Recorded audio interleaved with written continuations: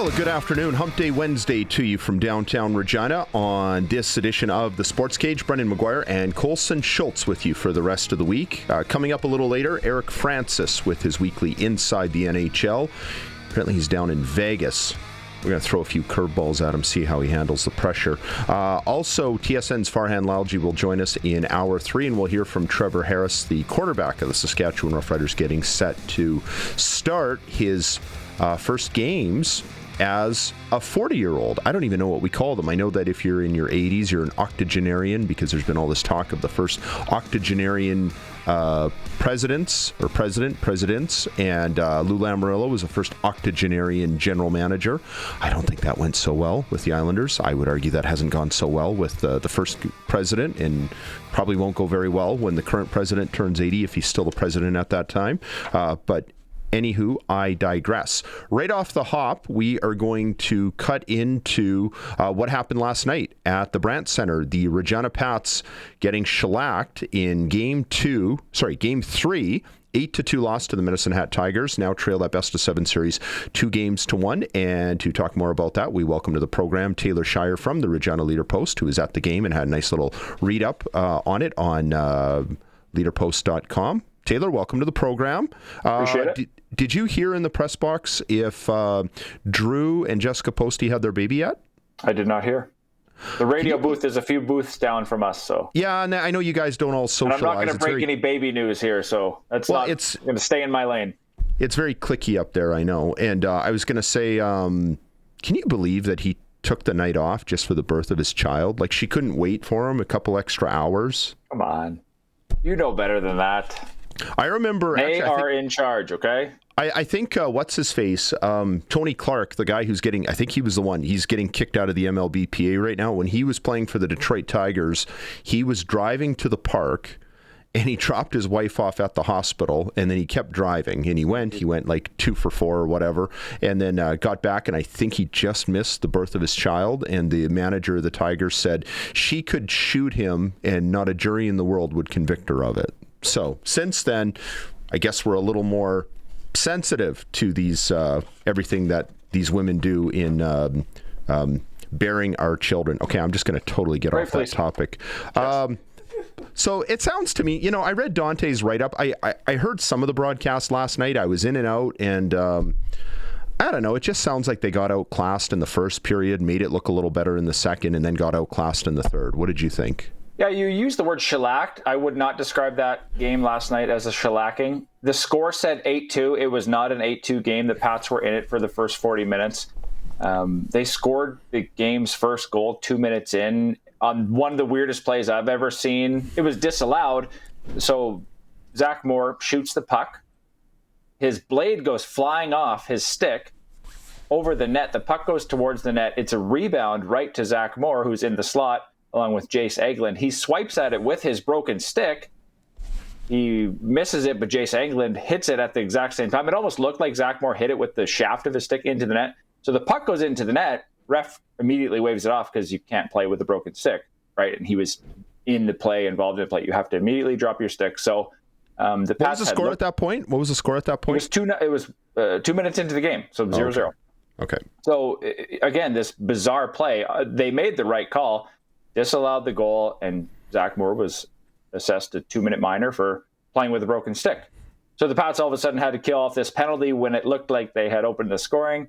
They were able to kill that off, and then you could kind of see Medicine Hat settle into the game a little bit. They didn't score in the power play, obviously, but then scored right after and scored the first 3 goals in the game. But still, at that point, it was 3-0. I didn't feel Regina was out of the game. They got a goal early in the second period, and then you could kind of sense a bit of momentum coming back, and then they missed a few chances. And that was sort of the turning point to me, was kind of the midway through the second period. There was a couple good chances, or a couple breakaways, a penalty shot at one point, and they didn't capitalize. And then from there, I think the third period got away from them. But through 40 minutes, it was a really good hockey game. There was not a lot of fans inside the Brandt Center to watch that game, and we can debate why that was. But I believe 3,600 were inside the Brandt Center to watch. I would say an entertaining game through 40 minutes, not a shellacking. The Pats were certainly in it. They didn't play, and I don't know how many people watched the game on the Victory Plus in Medicine Hat in Game 2. Regina didn't play as desperate as they did in that game. And Brad Haroff, the head coach, noted that post-game. They weren't as desperate. They weren't playing that playoff hockey, that full buy-in. They were just kind of going through and playing a hockey game against a really good team. And the score was indicative of that in the end. But there wasn't that desperation that we saw in that 4-2 win in Game 2. So tonight, they need to go back to that desperation mentality. It's not an elimination game necessarily, but they can't go down 3-1 and go back to Medicine Hat and expect to win the series. I don't think they looked all that great in Game 1 either, and Dante makes a big deal about the fact a lot of these players have never played playoff hockey before. Mm-hmm. Sometimes that can hurt you. Usually I think that'll hurt you, but sometimes that can help you too. Sometimes the newness of it all is gives everybody the adrenaline they need. But is it maybe... is there something to be said for Game 1 was something new for a lot of these guys, and then they were able to settle in, play their game in Game 2. Game 3 was something new because it was the first time they did a game at home in the playoffs. Yeah, and Maddox Schultz, Liam Pugh, Keats Fawcett were all playing their first playoff games last night after missing the first 2 games of the series. So there's a bit of newness for those 3 guys, but experience trumps all when it comes to playoffs. You have to be able to feel it and be in that moment to know really what it's like. And I talked to Ephraim McNutt, the captain, after the game, and I said, do you sit down with some of the younger guys who are less experienced in the playoffs, playing their first series, and really explain to them, or do you just sort of expect that buy-in mentality that I talked about is just going to be there? It's just this this thing that you know when it's playoff time, because these kids have all played in the playoffs with their U15 teams or whatever, wherever they came from prior, or their U18 teams. So they all know that playoffs are a bit of a different beast, but now it's into the Western League, right, where it's a little bit more intense, a few more eyeballs. So there was an adjustment period for the Pats, and you look at the Tigers roster.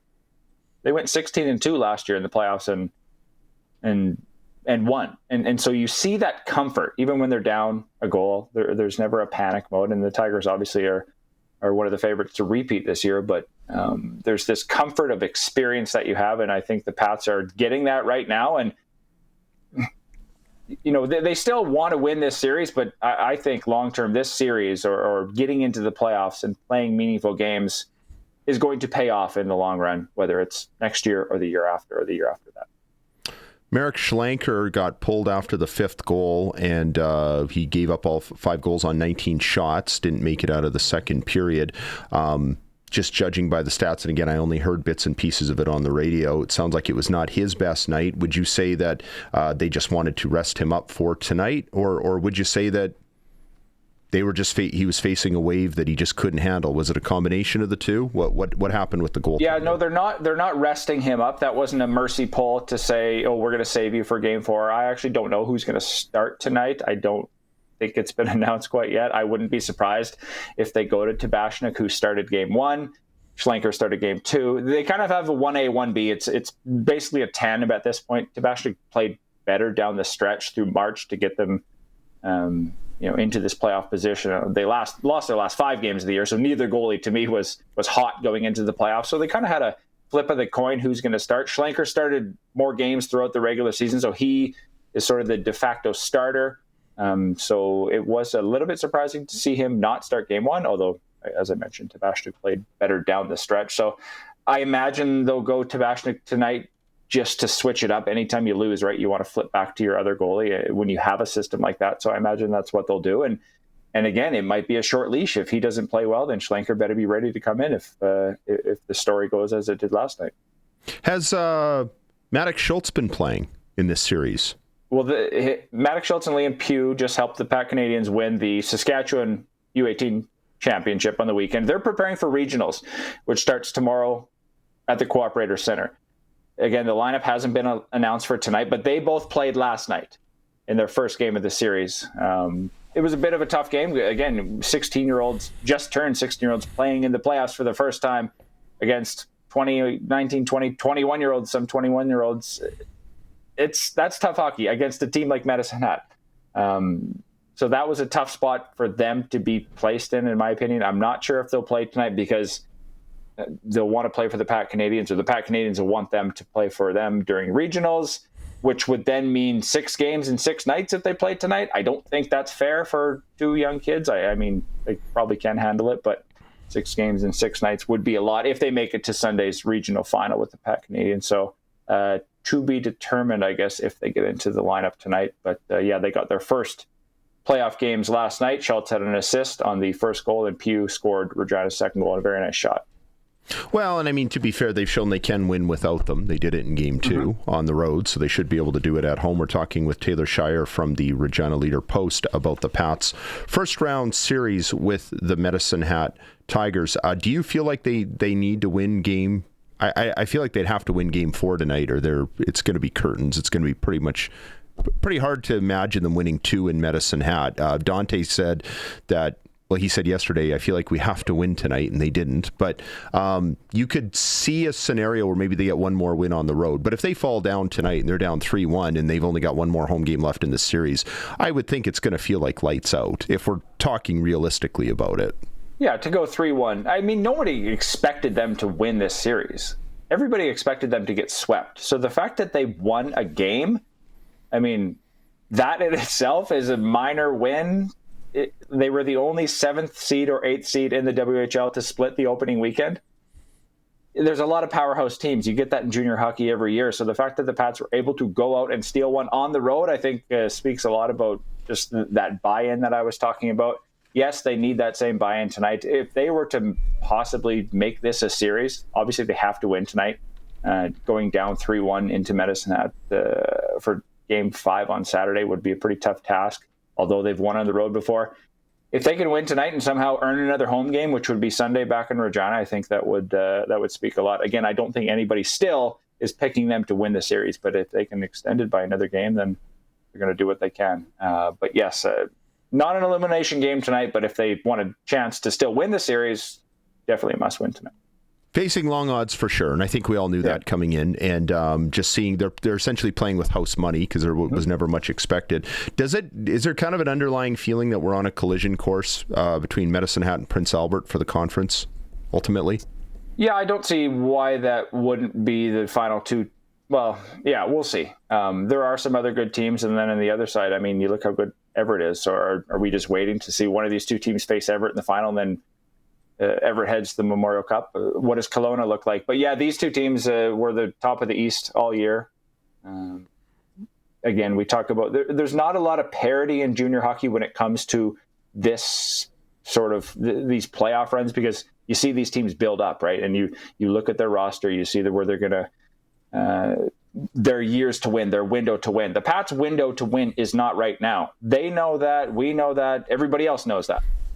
PA's window to win can be right now. Medicine Hat, obviously they won last year. Their window to win is still right now, even without Gavin McKenna, which it's surprising that they're as good as they were last year without one of the best players in the league. So you look at the windows to win for each team. Yes, house money, Regina Pats, just to be able to get into the playoffs and play meaningful games. When their window is open in a couple of years, they're going to look back at this playoff series and say, okay, we played against a really good team. We stole a game from them. Hey, maybe we can steal another one. But yeah, it's looking like at this point, Medicine Hat and Prince Albert will meet in the East, and who knows what happens. Maybe a team like Calgary can upset somebody too. Yeah, Calgary's up 3-0 on the Brandon Wheat Kings. They've been good games, so it's not. I think they've all been 1-goal games. But what about that other series? Have you paid any attention to the Saskatoon series? The Blades picking up a victory. Yeah, they won last night against Edmonton. They're up 2-1. They've got Game 4 coming up at home. What do you think about the Blades maybe pulling an upset? Yeah, I haven't watched any of the games. Saw the highlights. Saw the.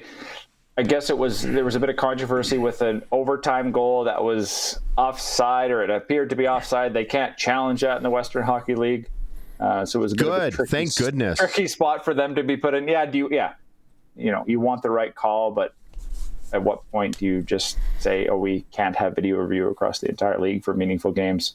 Yeah, that would be it would be a big if the Blades could get through, but.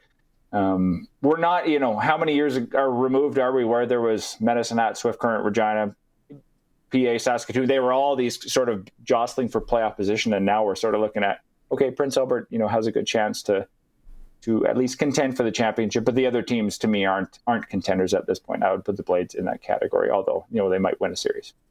I have no dog in this race, and I have no problem being very happy for the Prince Albert Raiders for whatever they can get, simply because nobody got screwed worse than the Prince Albert Raiders by the COVID-19 pandemic. They were in line to contend to defend their championship when that season just got wiped away. I feel like that's something that'll be talked about in like 20 years. You know, just anytime you get late in a season and it just gets taken away from you like that. It's like the 94 Montreal Expos had the best record in baseball, and then whoosh, strike, it just ended late in the season. But that's a whole other discussion. That, I think Connor Bedard is the one that maybe has the fans to be able to watch Connor Bedard. We only watched him in the bubble when he was 15. True. If we would have watched him for a full season, I feel like we would have appreciated that so much more, right? Another full season to be able to see him. You saw what he did at 16 and 17, but 15 to come in that as an exceptional player. That would have been that's sort of one of the things I look on in terms of, you know, COVID wiping out things is getting the full Connor Bedard experience. But yeah, PA can be a little bit upset as well. I feel like we don't talk that much about all the COVID impacts because it's still too fresh. We still don't want to talk about it because it was so awful. And let's not talk about it. That's fine. I'm fine with that. Before we go, you cover another team that plays across the street that some people might have heard of called the Saskatchewan Roughriders. I get a lot of people asking me, what do you think about the Riders going into this year? And I'm not around it like you are. Sounds like they've had to retool their pass rush. What do you make of their chances to defend, be the first repeat champions in franchise history with some of the changes that we've seen and some of the other players getting a year older? Yeah, they obviously have a good chance. They're not worse than they were last year. They lost a couple of players in free agency, but you looked at who replaced them. They're fine. You know, you mentioned the defensive line. Sure, Malik Carney, Habakkuk Baldonado, they're gone. They brought in James Waters, and now they're going to have an American rookie try to win a starting spot. Lost a couple of linebackers, replaced them. Their whole secondary's back. Trevor Harris is back, and he at no point looked like he couldn't be an all-star last year. Was MVP of the Grey Cup game. So he's got another year of experience under his belt. I don't think he's slowing down at any point. And he's got a full cast of receivers except for Dante Myers, who's heading to the NFL. So and AJ Lett's coming back. Maybe the biggest thing to me is a healthy offensive line and a strong offensive line. This team is not worse than they were last year, even though they missed a few pieces. So, yes, they have a good chance. I think other teams are better, though, or have gotten better. I shouldn't say better than the Riders. I still think they'll be among the top three favorites going in to the league. I think BC with Nathan Rourke. How do you argue that they're not going to be the class of the West? And then in Montreal with Davis Alexander, if he can stay healthy this year.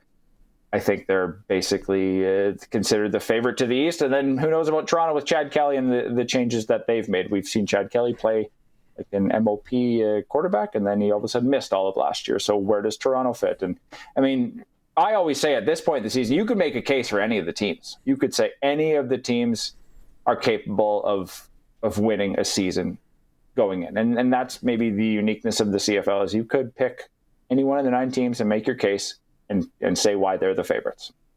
And I think the Riders would fit in that mold. You could definitely make your case that they're going to have a chance to repeat. Yeah, and that's why I love this time of year, because everybody starts from the top. And I've been thinking a lot about comparing other defending champion teams, and I don't think I can think of one like in 67, in 1990, 2008, or 2014. You see where I'm going with that, the teams that won the championship the year before. And they've had some really good teams. I don't know any of them have been any more loaded than they are this year. One thing that... I think the Riders would have had the best chance to repeat in 14 had Durant not got hurt.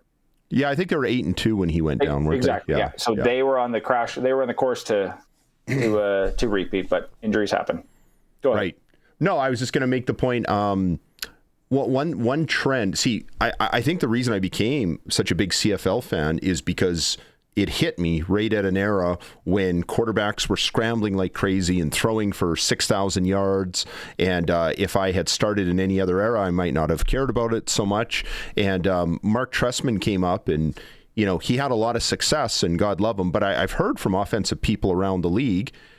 I've heard from other people who talk to offensive people around the league, not an insider by any stretch, that Trestman did really well with Calvillo. He did really well with Ricky Ray. I think you or I would probably be at least 500 if we're doing the play calling. You might be a little bit better than that if I had either of those two quarterbacks in their prime. And you see where I'm going with this. I'm not putting down Mark Trestman. I think he was great for the league. But apparently he also started this trend of all of these offenses with drop back pocket passers. And I don't like it. I don't think it's been good for the game. One guy who, to me, bucks that trend is Davis Alexander. The way he rolls out, the way he throws on the run, it's very Condridge Holloway-like. It's very Warren Moon-esque. It's very Damon Allen-esque. Trevor Harris is not that quarterback. He is a quick release guy. The fact that he is such a quick release guy, I feel like that means he is the one to be good into his 40s more than just about anybody else, because he doesn't need to be athletic and he shouldn't take a lot of hits. Yeah, 100%. And I think longevity of a quarterback, you have to be a pocket passer to last this long. Think about all the hits the you call dual threat quarterbacks take over the course of a year, of a season, a career. Injuries do happen, but you look at some of the guys who have played into their 40s, they are pocket passers, right? Even Phillip Rivers, he could come back. He doesn't scramble out of the pocket and get first downs with his legs. He's a pocket passer, and his arm still works. And we do know that the body does break down a little bit as you age after, into your 40s and whatnot. But Trevor Harris takes care of his body, and I see no reason why he can't play this year. And even he told me a couple of weeks he's not even writing off. A couple of weeks ago, he told me he's not writing off next year either, and he's going to see how he feels at the end of the year. And this isn't a farewell tour by any means. So, he's as good as he was last year, if not better, just based on his experience and maybe a bit of a, not as big of a chip on his shoulder, because he had all those doubters, I guess, that would say, "Oh, he can't get it done. He can't win the championship." Well, he's got that now. He's going to play loose and calm, and he's to me, he's going to be one of the better quarterbacks in the league this year, even if he doesn't have all the rushing yards. Yeah, he just has to stay healthy. That's the key, exactly. Like every year. But I was going to say, before we let you go, they used 4 O-linemen. I think they did in the West Final and in the Grey Cup, if I'm not mistaken. Do you see them maybe starting the season that way this year? Or do you think they're going to roll with 4 offensive linemen? Wow. Yeah. Sorry. 4 American offensive linemen. 4 American offensive linemen. Yeah, they didn't sign a center in free agency. That was one of the questions that I had going in. Would they sign a Canadian center and then flip Logan Ferland out to guard, where he is predominantly has started in his career? It looks like they're going to keep Logan Ferland at center, and then potentially, we'll see. Left guard is a position, an interesting position. Zach Fry. There's a couple of good Canadians. Zach Fry and Eric Anderson, the draft pick from last year, probably have the leg up. So they very well could start with 2 Canadian offensive linemen and have 3 Americans. Yeah, it'll be interesting. They'll have an American guard. Jacob Bramer will be back at right guard. For sure. They'll have 2 American tackles. They could make that. And all of this because Tavon Campbell is your ratio breaking cornerback. Right. That to me is predominantly an American spot. You have a Canadian there, so you can earn that spot elsewhere. And they have 3 really good Canadian receivers, which, again, a lot of teams just play 2. So you have those 2 kind of flexible spots where that's why you have more room to work on the offensive line. If you do want to go 4 Americans, they'll probably go 3. I think that the Riders right now are a prime example of why GMs and teams need to think a little bit outside the box. Mm-hmm. It's kind of like when they had all those troubles with the O-line for 3 years? 2 years for sure. And, we were hearing a lot of chatter that they couldn't find the tackles, or just getting tackles was hard to do because they had 2 American tackles. But quarterbacks that I've talked to and O-linemen will say that if you have a better guard, then your tackle doesn't have to do as much, etc. And I feel like it just got to a point where if they were really going to truly fix this, they were going to have to break the model, which they did, going with 3 and 4. And I know other teams have done it too. BC uses 4 American O-linemen quite regularly. Hey, listen, we're up against it. Thanks for doing this, and enjoy the game tonight. We don't have a lot of playoff hockey around here usually in the Western League, and we may not have any more after tonight. Regardless of what happens, enjoy getting to cover and be at a WHL playoff game with the Pats. Will do. Should be a good one tonight. Okay, that is Taylor Shire. You can read all his stuff on the Regina Leader Post. I know I have the trusty app, and lots of good local coverage there, and wall-to-wall on what's happening with the Regina Pats and their chances to, who knows, maybe pull an upset. Game tonight, 7 o'clock puck drop at the Brandt Center. Pregame show at 6:30 with Dante DeCaria. Pats trying to duplicate what they did in Game 2, and if they can even up the series heading back to Medicine Hat, then we know we'll see more playoff hockey under the orange top. Time to take a break. A little later in hour one, we will hear from Saskatchewan Roughrider quarterback Trevor Harris. You are listening to the Sports Cage on 620 CKRM. Brendan McGuire and Colson Schultz on this Tuesday. It's my second day in this week. Feels like Tuesday. Wednesday edition of the Sports Cage for RMP. RMP winter tire offer on now. Purchase a set of 4 new eligible winter tires before December 31st and receive up to $120 in instant rebates. Rider radio star Justin Dunk had a chance to chat with Trevor Harris a little bit earlier, and we will take a listen to that right now. Saskatchewan Roughriders Grey Cup winning quarterback, Trevor Harris. Has that set in yet? Yeah, I think people have introduced me that way. It never gets old. So hopefully it never gets old throughout the next however long I live. So, can you imagine being just one of 5 quarterbacks in Roughriders history to win a Grey Cup, and where that puts you in terms of legend status in that organization?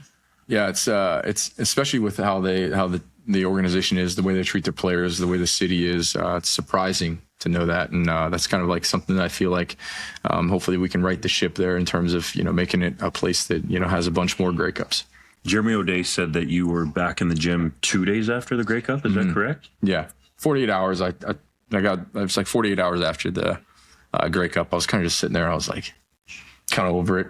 Like, I feel good. Let's just start the off-season program now. So I called my trainer. I said, hey, I'm going to do this tomorrow. Is this good? Is this a good starting place? And he's like, yep, do this, but add this. And so I kind of just started the off-season program right then and there, and started building back the foundation. And it's been great because I feel like, that 3 weeks in the playoffs, there's some teams that had 3 weeks on us and, in terms of physical prep. And so I just wanted to get right to it.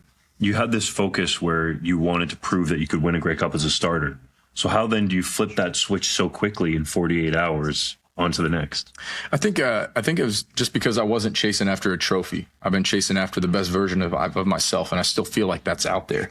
I still feel like my best football is right in front of me. And I know that I kind of said that a lot, but I wouldn't say it if I didn't believe it.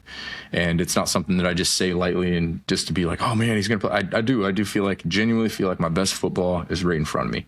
And, it's because of the leadership that's above us that I feel like allows us to have that. And, J.O. and Kyle have done a tremendous job, and Larry Dean have done a tremendous job setting who's on this roster. Corey Mace does a good job being a head coach, and Mark Mueller is the man. And so, I feel like we've got the pieces around it. Why not? Why can't we do it better than we've done it before? And so that's kind of what gives me the confidence to say those things. And if I'm going to say those things, I better be backing it up with the way I'm preparing. And I feel like I've done that this offseason, and so I want to be the best version of myself for my teammates this year. 85.2% completion percentage in the Grey Cup would prove that your best football is right here and now. I think a single game record in the Grey Cup. Let's put the GM hat on you. Look at the Riders overall in terms of the roster that's heading into training camp. They had a league high in terms of pending free agents. How do you view that roster going into Saskatoon? Yeah, so I saw somebody had posted something online after free agency had started. It was like the thing poking the general manager, say, come on, do something. Say, Jeremy O'Day, come on. And it's like, do you understand that we have our boundary corner, boundary half, free safety, field half, field cornerback. The guy that started in the Grey Cup, our Sam linebacker, Antoine Brooks, who played really, really well down the stretch, who I think will be an all-star this year, is back at Sam. Jameer Thurman's back at Will. We lost A.J. Allen, but replaced him with Josh Woods. He's a pretty good player. We all can agree with that. Mm-hmm. We lost Haba and Scoop, but we got James Vaughters. We have about 5 people compete for the other end spot. We brought back 3 of our interior linemen, and I think we've got a budding star underneath them as well with Kendi and shoot. So okay, so where is our deficiency? Maybe a pass rush. We'll see if one of our pass rushers can step up, but I believe we have the brass that has brought in the right people. And then offensively, we've got 5 or 6 receivers that have started 3 or more games in last year. We have 4 of our starting 5 offensive linemen back. Your starting quarterback's back, and AJ's back. So pretty good. So he did something. You don't need to poke him. And so we've brought back quite a few guys. And so I think, but if you go around the league, the difference in talent is very, very minuscule. And I think everybody would say that. And that's what makes one of the CFL the greatest league in the world, in my opinion, is that nobody in the offseason is like, hey, we're rebuilding this year. Another example of that was Calgary last year. It was like, oh, they're going to rebuild for a year. They were freaking good. They were challenged. They were contenders. They were, within a play or two of winning the West semifinal, right? And so nobody is counting themselves out at this point in the season and this point of the league year. And so we're just, I think we have an opportunity to go do it again, but it's going to be up to us each and every day to make sure we're making the right decisions and becoming the team in that process. You mentioned pass rusher. That's certainly going to be a focus. On offense, I think there's one main receiver spot open. Seems like it could be an American guy there. Depends how you guys work the ratio. Mm-hmm. Have you watched any of those guys who are potentially competing for that spot? Oh, yeah. Yeah, I go through every time we sign a guy. I try and get his phone number, text him and welcome him aboard.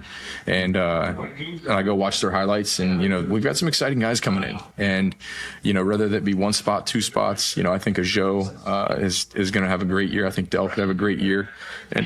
And shoot, last year, our main four guys were Keyshawn, Dante, Sam, and Shafe. We didn't really have more than two of those guys healthy at the same time. Somebody was always dinged up. And even at the end of the year, Dante was playing through a high ankle sprain that nobody knows about. Shafe wasn't nearly himself. He wasn't at 80% of himself. Sam was still coming back from an injury. So, if those guys are healthy, then we've got three of our four from last year that are healthy. And on top of that, Joe got tons of experience last year. Dell, who is becoming, I think, is going to be a great player in this league for a long time. Then we've got all these young guys that are coming in that brings a lot of excitement. So I really feel like we're in a good position to make sure that we're doing good things. Now, I do know that we'll miss the guys that we lost. Let me reiterate that. I'm not saying oh, good, we lost that. Like Tommy Neal, I love that guy, man. That guy is awesome. He's going to have a tremendous career. It broke my heart to not have him back. CJ Rivas, I love the guy to death. AJ Allen, I love him. I love Scoop. I love Haba. I love all the guys that we lost. And I know that they're going to get paid well to go do what they're doing. And so, part way you're excited for them. But I do have a lot of faith in the people that are bringing in the guys to replace them. And I think that we'll be in a good spot. You mentioned health. And I believe at this same time last year, you told me that you had played through a partially torn ligament and some meniscus possibly. What was it like for you to actually have a possibly fully healthy offseason, if that actually was the case? Yeah, it's the first time in a long time. I was fully healthy. I had to give some time for my shoulder. It was week 5. I threw a deep ball to Joe Robustelli, and it ended up being underthrown, but I got hit underneath the arm. And that kind of lingered for quite a while. And toward the end of the year, it was affecting my ability to kind of push the ball down the field past 50, 55. And so I was able to kind of get through that, and I'm able to kind of push the ball to way further than I thought I would. Through the training and stuff has been great. But I feel like I've got the ability to do the things I need to do. But I feel like I've improved in terms of my mobility and ability to run and change directions and move in the pocket and do the things I need to do there. But let's not go in the way of all of a sudden Trevor's going to be a scrambling quarterback and be out there running around like VA or Nathan. T-Mobile. Nah, T-Mobile is going to be there. If I'm going to do that, that's going to be once or twice a game. And I try and get to my 4th and 5th read before I'm going to do that, because I'd rather AJ run with the ball than me. He's going to do a little bit better and get more yards.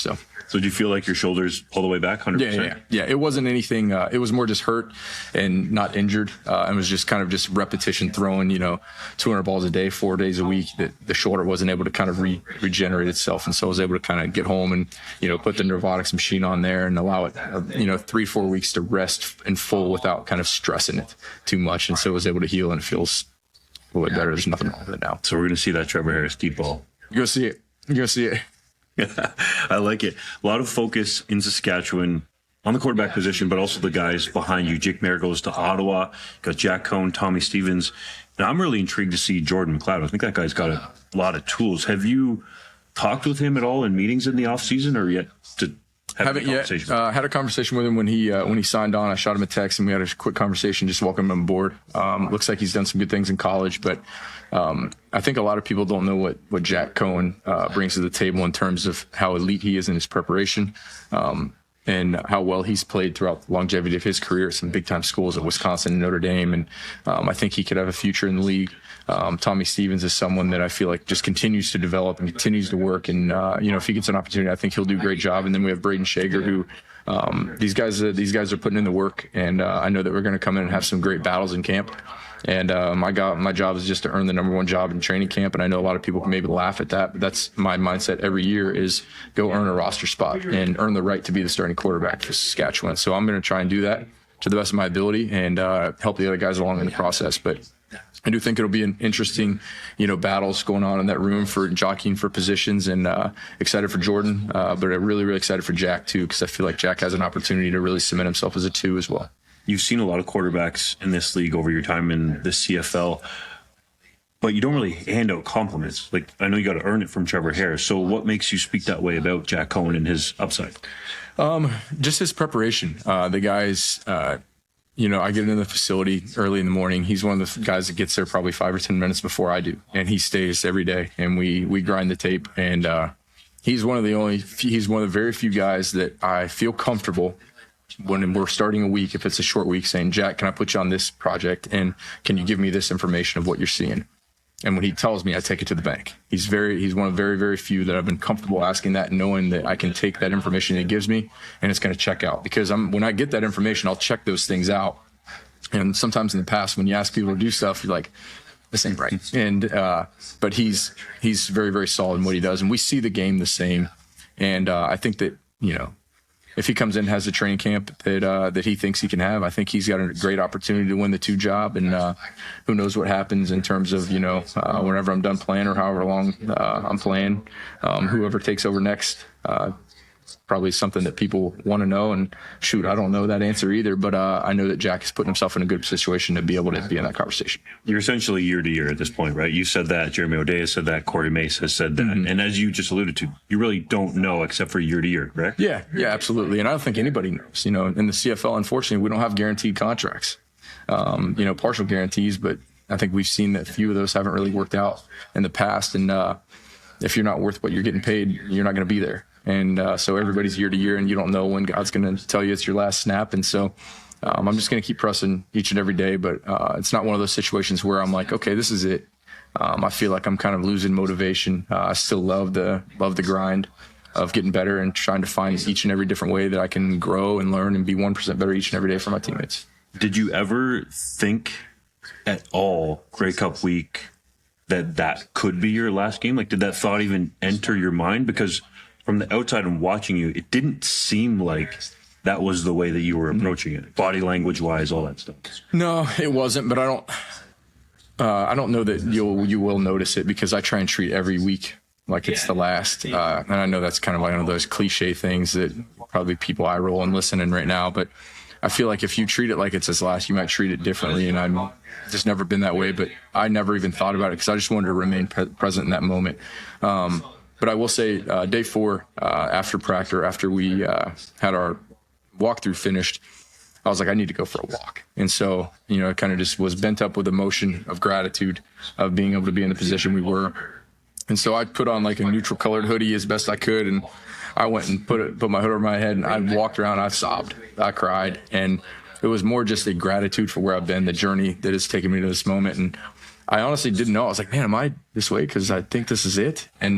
But it was just kind of like a question I asked myself on the walk, but I didn't think anything more of it after that. And I played the game, and I was more curious after the game. Like, I wonder how I'm going to feel, if I'm going to be like, okay, I did it. We did it. Now people can stop asking me if I can win a big game, which I think has been unfair throughout my career, if you want my honest opinion. But that question was very, very quickly answered. Is by Tuesday night, I was like, I'm going to go work out. I feel like I'm ready to want to go do this again. And so I wasn't chasing that trophy. And so I knew that my drive and motivation was still there. Clearly, 48 hours later, guys in the gym, he's playing more ball. Yeah.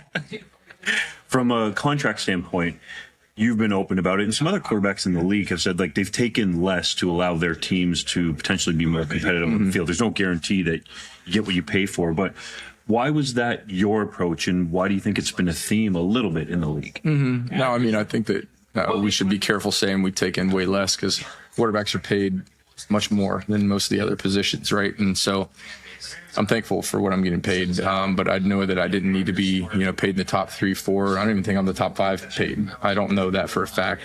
I'd have to double check it. They'll things right in my mind. But I think that I'd be in the back half, which is fine with me. I'm doing just fine. My family's just fine. But I wanted to be able to put us in a position to be able to make a run at it. And if I can be a part of us bringing in 1 or 2 more free agents, if I free up an extra 50 or 75 or whatever it is, if I can provide that, then why wouldn't I? Then what am I? I think it's actually being selfish by taking less, if you want my honest opinion, because if I take less, then we can sign more people. Maybe I can play longer. Maybe we have some more success. And I think that there's just a different way of looking at it now. Obviously, being selfish would maybe be taking more money, but the way I look at it is actually making us richer by getting us more teammates and better people and allowing the GM to have a little bit more freedom. How much were you involved in recruiting the free agents that were on the pending free agent list to come back, or potentially recruiting the free agents that came in? They don't really ask me too much. I would like that. That'd be cool. But J.O.'s done a pretty good job himself. He doesn't need me, need my opinion. I just kind of, I just send him the old gif of Mariano Rivera and say, hey, whenever you need a guy to come in and close the deal with a free agent or somebody, I was like, send me in. And so I just kind of send him the gif of Mariano Rivera that I'm here to close the deal if he needs some help. So I asked just because I heard from some of the free agents that you were recruiting them a a bit. Not necessarily saying, hey, sign this guy, but just getting in. Oh, absolutely. Now, every time I'm on NJO's ear all the time. Hey, whenever we got a guy in his close, hit me. Let me know I got this. And so I do get an opportunity to talk to some guys, talk to Waters, talk to James Letcher quite a bit. I've got the opportunity to chat with some guys that we've brought in, and it doesn't always work out, but sometimes, you talk to guys and I get the feedback of, I'm not sure if he wants to be here, sort of a deal. And J.O. was like, yeah, I wasn't sure, so sometimes it doesn't always go the way you think when you make a call, but it sure is fun to be a part of the process. Maybe something I'd love to do in the future too. I know you're always tinkering and working towards evolving and getting better as a quarterback. What's new for Trevor Harris in 2026 entering the season? I think I'm going to be a little bit more mobile. I'll be able to move around a little bit more. But like I said, I don't think that's going to be, my trademark. I think that I'm hoping to have a little more pop on my arm strength in terms of downfield ability. But I think that the biggest thing for us is, as athletes, as soon as you stop ascending mentally, you are officially a declining asset. And so I think that I've ascended mentally, and that's something that's always a good barometer of, do I think I can take this to new heights mentally? And so I've just continued to keep pressing that pedal of how can I ascend mentally? Because physically we are who we are. I'm not going to go out there and have Josh Allen's arm strength no matter what I do. I'm not going to go out there and run around like VA or Nathan or Davis or anything like that.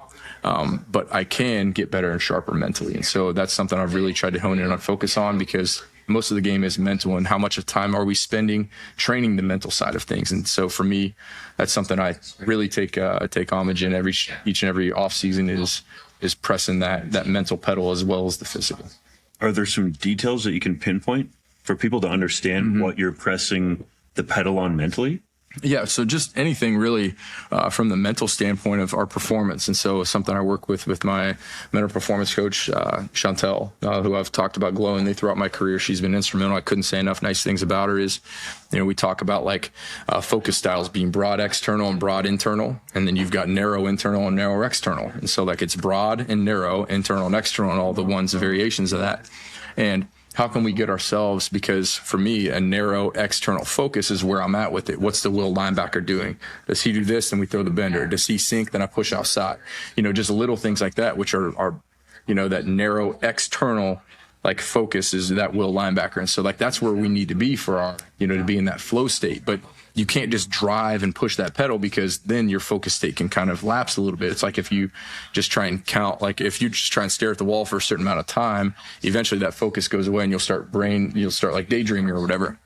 And so how can you kind of divulge in those areas? And so Dr. Lalji or Chantel, she does a tremendous job of kind of taking me through little things like that, of finding ways to push on the gas and the brakes in certain things to be able to hone in on that focus area while I need it the most. What are your goals for 2026?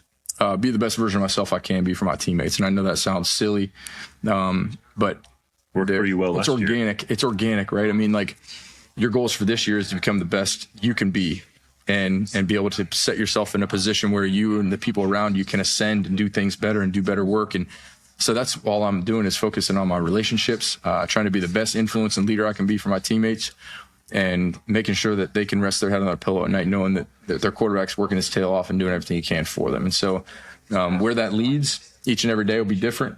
Maybe it's, a timing on a certain route. Maybe it's an extra yard or two on a throw that I need, or maybe it's, making a play with my legs when I need to, and allowing myself the training during the week to allow those plays to happen. So it's going to be different each and every week, but it's something that I'll continue to turn over every leaf and every stone that I possibly can to make sure that I'm maximizing that.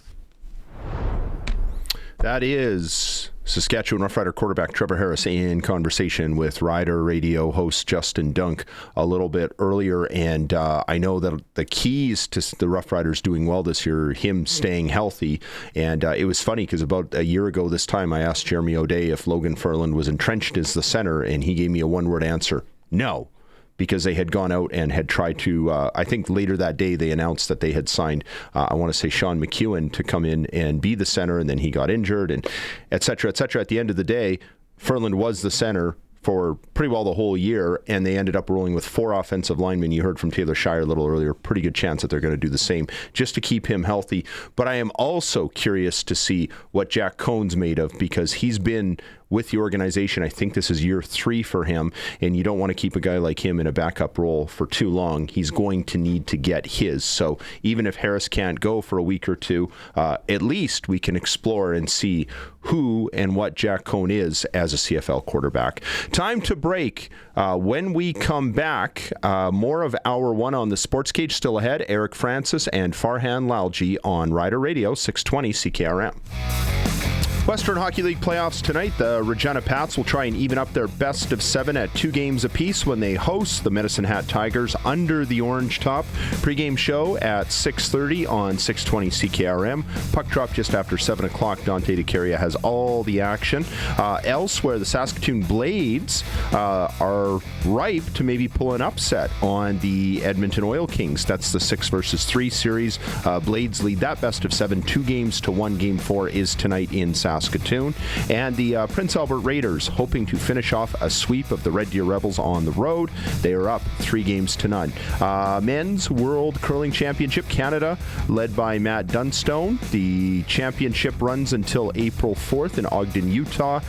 Tonight, Canada goes against Czechia.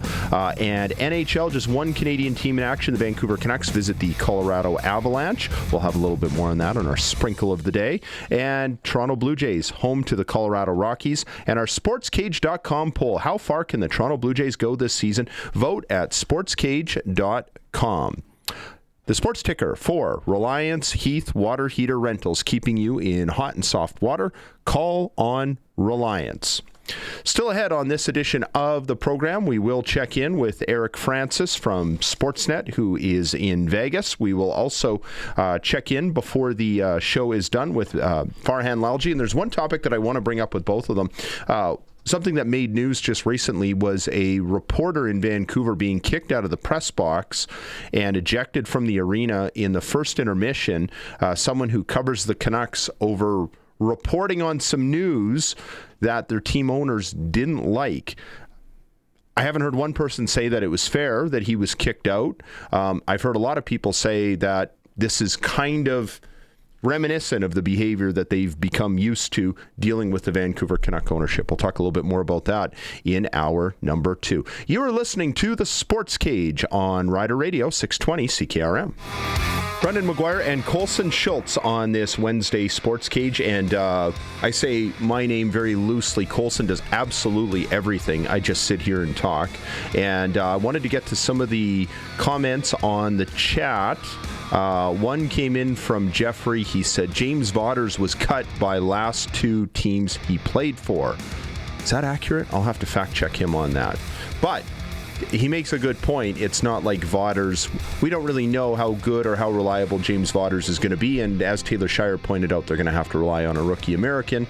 And sometimes those rookies, how do I put this, especially on defensive line, when they come to Canada, it takes a little while for those green apples to turn red because they've got the extra yard off the ball. So it's not a simple thing at all. And that, to me, will be the telltale of how the Saskatchewan Roughriders do in 2026 if they can keep up the performance that they had last year with that pass rush. Corey Mace's defense, among the best in the CFL, probably the best in the CFL. The blueprint to beat them was to have a super mobile quarterback, and there aren't a lot of them available around the Canadian Football League. Davis Alexander took a pretty good shot at them in the Grey Cup, and he couldn't even do it, albeit he wasn't at 100% either. You can join in on the conversation by calling 1-866-767-0620 or on the Prairie Land Rentals text line at 306-936-6262. Prairie Land Rentals and Sales is a sponsor of the text line since 1986. For big or small jobs, stop in and deal with the owner. 600 Albert Street. Snowblowers, skid steers, power sources, moving equipment. Prairie Land Rentals and Sales. Okay, let's get to Eric Francis. Now for Inside the NHL with Eric Francis on the Sports Cage. Inside the NHL is brought to you by Sports Select. Getting in on more of the sports action you want is as easy as playing at sportsselect.com. Simply make your picks online, generate your QR code, and lock in your bet at your local Lotto Spot retailer. And am I excited about the sprinkle of the day pick we have today. I even won the one last night, if you can believe that. That was my first over-under. Okay, you're in Vegas, am I right, Eric? Is that where you are? I am. Okay. Yep. And there's lots happening with the Flames, and I don't care about any of that. What I want to talk about is something we did a little bit of digging in the archives, and if we want to pull that up, and this is page number 41 from June something of the Hamilton Spectator in 1998. And what did I find near the bottom? Key matchups. They're talking about Jeff Cummins. He's now coaching Acadia or one of those schools out in Nova Scotia. But if you look over on the right-hand side, it says, and I quote, all eyes will be on the kickers. Noel Prefontaine has won the Argos assignment. The Ticats still have Mark Della Riva in camp. It's tonight or good night for him. Lancaster has also promised Calgary journalist Eric Francis a kick at the uprights. After watching him in training camp, it wouldn't be a surprise if he split them. That's some high praise from people who actually watch and know what they're talking about. Did you get a chance to split the uprights in that preseason game?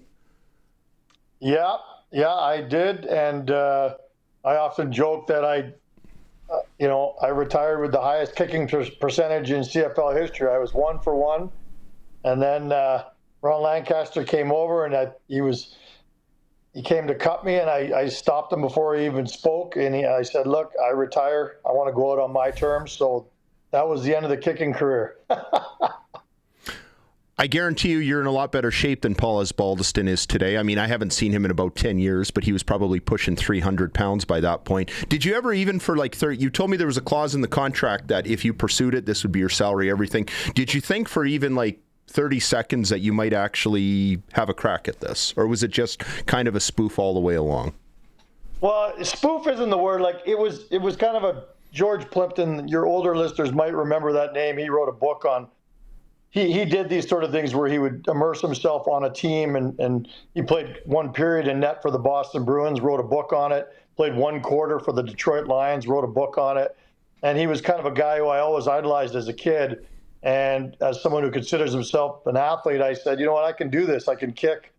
I'd won $50,000 at a Stamps game the year before, kicked a 48-yarder, and it went through with quite a lot more. It was probably could have been a 50-yarder or 55-yarder, to be honest.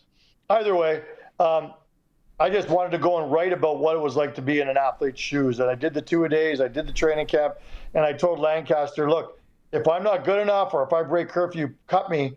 So I wanted them to treat me like everyone else. They brought us Osbaldiston out of retirement that year to be the kicker, but they wanted this Della Riva kid to kind of pressure him. And the coach told me after the game, when we joked about me retiring, that I was next on the depth chart. I had a better camp than this Della Riva kid. I don't think he actually played in the CFL ever again, Della Riva, even though his father was a Hall of Famer. But yeah, Ozzy was not in very good shape. I remember early in camp, we were doing punting drills back and forth, and my punting was a little all over the place because I was a soccer goalie, but the football didn't quite come off my foot in the direction I always wanted it to. So Osbaldiston had to keep running and grabbing the ball, and I could see how angry he was getting and how out of shape he was. So I declared myself a place kicking specialist after that, so I wouldn't further aggravate Osbaldiston. You can tell I am not going to let that story die, and I'm going to hunt around and see if we have photos of you kicking the football in that game. But I was going to. Hey, it's one of my favorite things to talk about. It's so funny, and it's such a unique opportunity. Like, I don't think it would happen in today's pro sporting world where they'd let someone do this, right? Because it would be considered a bit of a farce. But back then, it was kind of fun. before the internet. I know I sound so old when I say it. So the players in Hamilton didn't know that I was the beat reporter in Calgary. And that's why I wanted to go to Hamilton, because I didn't want anyone to know what I was doing. So, look, whenever anybody asks me about it, and I still get people in Calgary ask me about it all the time, I have the video at the ready at all times to show them what happened with either of those two kicks, because I think it's just so funny. I'm old enough to remember Richard Plimpton or George Plimpton. I know about that stuff. He's legendary. It's not just the older listeners who would remember that. But moving right along, another thing I wanted to get to before I wanted to get your thoughts on what happened with what's his face in Toronto, the general manager getting let go. But before we get to that, Trevor Baggs, the reporter who covers the Canucks for the Daily Hive, was kicked out of the arena during the first intermission of a game late last week. And I don't know if you've had a chance to opine on that, but listen, I'm a Canuck fan. I grew up a big Canuck fan. When I hear all the negative press about their ownership from Vancouver, I just kind of roll my eyes. I don't know a lot about the ownership out there. Sometimes they're good, sometimes they're bad. That's all I see. But from other Canuck fans, I just hear constant moaning and complaining about the way they're running that organization and the way they treat the media, et cetera, et cetera. I think you can correct me if I'm wrong, I think you made a comment that they perhaps traded the wrong guy last year when they traded JT Miller away, when they had to decide we're going to trade this guy or we're going to trade that guy. Have you ever seen that, where a reporter's been removed from a facility partway through a game because of something that the owner didn't like? No, never seen it before, but it just speaks to just how kind of unhealthy the whole situation is in Vancouver right now, with the team, with the relationship between the media and some of the in the front office or the Canucks in general. It's all very unfortunate that it kind of degenerated to that. And I'm not going to point fingers. I haven't read the piece that he wrote, because the outlet that he worked for immediately removed it, which tells me that they weren't really comfortable that everything in there was, maybe legally sound. I don't know. I don't want to challenge anything on either side, other than to say that this has drawn more attention to an article that probably most people never would have seen in the first place. So I suggest that maybe this wasn't handled the proper way. If, in fact, it's full of slander or libel, I'm sure that the Aquilinis would sue this young reporter and his media outlet, but I haven't heard of that happening. They just instead said, we don't like what you're writing, so you can't be here anymore. Look, we see what's happening stateside with censorship and the death of journalism and the stymieing of anyone who questions authority. I hate to see it, but I also don't know all the facts in the story, and maybe this just was a situation that became too untenable and too unhealthy, and they felt like the best way to solve it was to remove the person from the building. And that's where we stand right now. It's just, none of it's good. I don't like to see any of it. When we were going into this new world order, with so much access to everything, I remember my first thought was, well, this will be great. People who are just good at reporting on things will start their blog, they'll report on it, and you'll get through all the fluff. But I think we've really learned the downside, so many downsides, and one of them is, you or I might start a blog and think we're really good at it, but the truth is, because we're not super well funded and we don't have a big legal team and we don't have a team of fact checkers, we might write stories that cut right to the issue and are even accurate, but we're constantly looking over our shoulder saying, is it legally sound? Is it legally sound? And I think that speaks to your point about why, instead of just defending the story, they removed it altogether. Yeah, I mean, look, I think journalism's dying a rapid death right in front of all of our eyes. And if people think it's being replaced by social media, they're sorry that they're mistaken. Just because people have a platform now to write their opinion or give what they consider to be information doesn't mean any of it's accurate, credible, nor should we even consider it to be. There are only a handful of people left. Like, I would consider myself to be one of them that's still. Everything I write better be something I can prove, something that I can stand behind, unlike 99% of the garbage that you see on social media, which is not credible, is probably libelous in 99%, often, but nobody ever has to answer that. Only the journalists still have to answer to that. And that's why I think people should put stock in what real journalists who are in the building have to say. It's a tricky one for me to talk about because it sounds self-serving, but I just, the standards that I grew up, having to uphold as a journalist have been abandoned by so many people and so many entities on social media. And that sounds mean. It also murkies the water, the water gets murkier with everything you read, because really at the end of the day, anything you read, you should always question the validity of it. And to me, the only way to make sure that the validity of it is close to being 100% is to go to credible news sources, and there aren't many left anymore.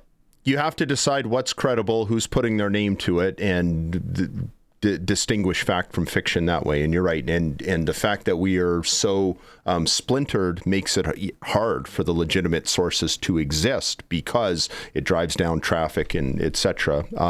Okay, well, I'm not going to bury the segment on gloomy stuff like that. The Toronto Maple Leafs moved on from Brad Treliving as their general manager. I remember at the end of his time as a GM in Calgary, where you are, Mark Steven was on this program chatting with the professor, Don Hewitt. And I remember there was all this speculation. Maybe they're going to fire him. Maybe they won't. And he said, he seems to be a good GM. Everybody likes him.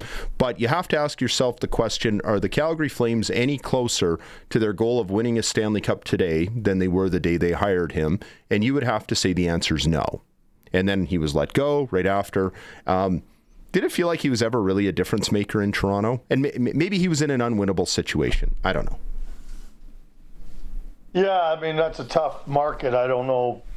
They always say whoever is the one who cracks the code and gets the Leafs to a Stanley Cup is going to be, a martyr, a hero, iconic. But, many have tried and many have failed, and since 67. I guess I'll answer it this way. I would say that his former team, the Calgary Flames, are probably closer to winning a Stanley Cup right now than the team that Treliving just ran, because I think the Leafs are about to go into a significant downward cycle. I mean, they started this year, contrary to what people thought going into this season, it just completely unraveled on them.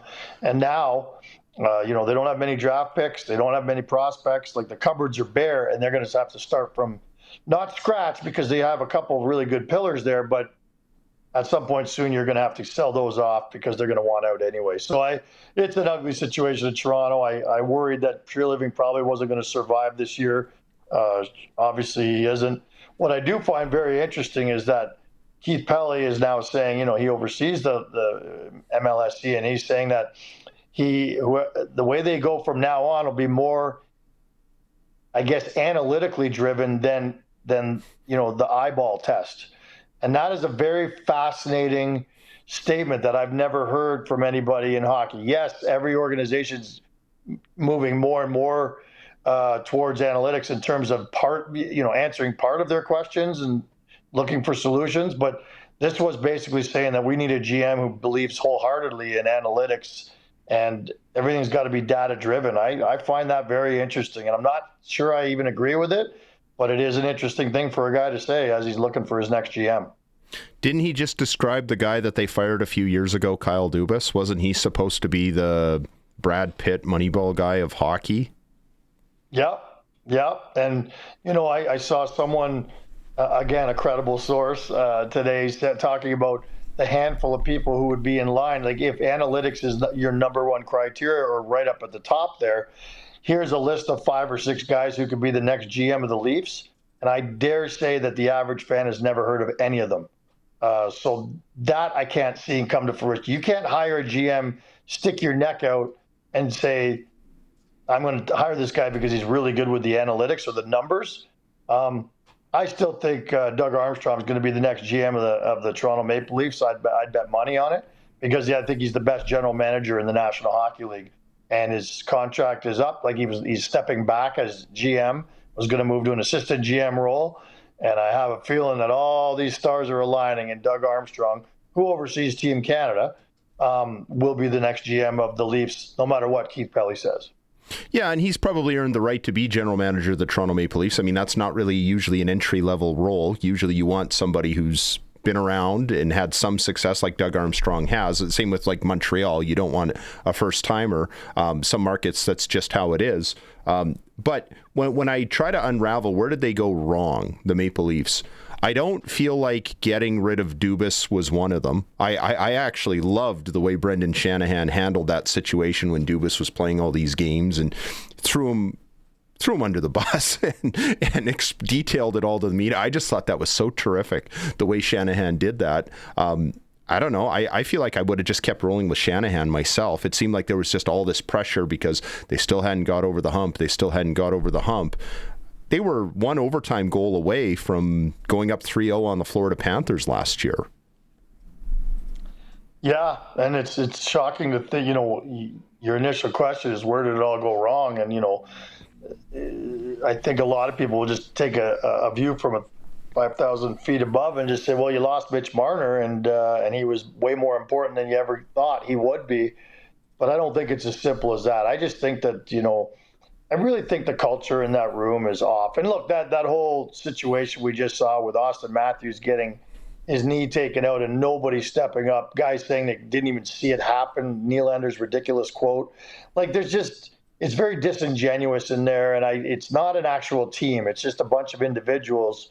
And, I've heard anecdotally for a long time that is just a very group of selfish players, and it's not all for one for all.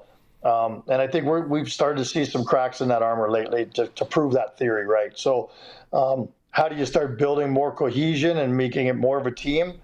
Well, that's the $1 million question. Every GM in the league is trying to do that. And that's where I think they're going to try to start. But I'm not sure how analytics helps you with that, with that little plan in place. I was just one more part on that. And right after the whole U.S. Olympic thing, and of course there was a lot of noise with the State of the Union, everything after, Damian Cox wrote a piece in the Toronto Star that was very critical of Austin Matthews. I think the words he used were things like he utterly failed in his duty and his responsibility as captain of the Toronto Maple Leafs and the way he acted through all that. I don't want to get into the politics of it. I don't know that any of the players in the dressing room, it impacted them in any way. But it just seemed like through that little episode, there were some who were deciding to step back. And I'm talking like players who are from the state of Minnesota, players who played in Canada, like Kyle Connor. What did you make of it? Did you see that piece by Damian? Did you have a thought on that in whether maybe Austin Matthews needed to look at that situation and say, not think about how he felt, but how this is going to be perceived? I'm the captain of the Toronto Maple Leafs. I represent the organization. Maybe I need to take a step back here. Take a step back and relinquish the C, maybe? Is that what you're saying? No, not relinquish the C. Maybe not show up at the State of the Union like some of the other players were doing. Just the way things have been perceived in Canada with all the noise around that. Yeah, I'll answer by saying this. Like, I think for many years people have questioned whether Austin Matthews is captain material. And I guess I'll leave it at that. And I'm one of them. I've never thought that he's the kind of guy who you'd want to be your captain. And I think he's lacked in so many ways in terms of representing the organization. Look, he does a lot of things well, but consistency is not one of them. And, great player, almost got 70 goals that year. One of the better scorers in the game today. But leader is not one of the things I would have put on his list of accolades, and I think it's proven that he's not a captain. Now, once you anoint a guy a captain based on the fact that he's your best player, and you realize he's not a leader, boy, is that an uncomfortable situation where you got to try to take the C away from him because it's clear that he's not a leader. Good luck with that. That would be the end of the relationship in quick order. And I think they know that. Look, that relationship's going to end pretty soon anyway. He wasn't going to stay there very long. He signed, a 4-year extension or whatever it was the last time around. It was pretty clear the writing's on the wall. He's not long for the organization. I wouldn't be surprised if he's moved out much sooner than later. Yeah, it seems like everybody subscribes to this theory that the captain has to be your best player, and I don't know that I agree with that either. I can understand why you would want it to be that way, but I guess where I'm really just tiptoeing around it. I'm thinking what you're thinking is about him wearing the C. It's kind of like when there was a report on all of these athletes who are being endorsed by gambling companies, like they're taking on big contracts, and when he was approached about it, he just kind of rolled his eyes and walked away. And I just thought, you know what? I'm not saying you can't take money from a gambling company. Lots of athletes are. Lots of people are taking money from it. But as the captain of the Toronto Maple Leafs, you need to step up and substantiate your position and just give an answer instead of just dodging the question. So to me... Well, I agree. Yeah. Stand by it. Stand by it. I'm not critical of anyone who takes money from these endorsement deals. Gambling's legal. I think guys have no problem with that. But when you're asked the question... as a captain especially, answer the damn question. Don't just walk away. These are character flaws that I think have, really come to the forefront when it comes to Austin Matthews. Coach Lancaster would approve of that message. So there you go, about leadership and answering the question and stepping up. Hey, this is great. Thanks so much for doing this. I'll let you get back to whatever it is you're doing in Vegas. I've never even been down there, but sounds like maybe it's a city for Brendan someday. So I hope to check it out. It's not a bad little place. And hey, send me that article that you read earlier and you showed.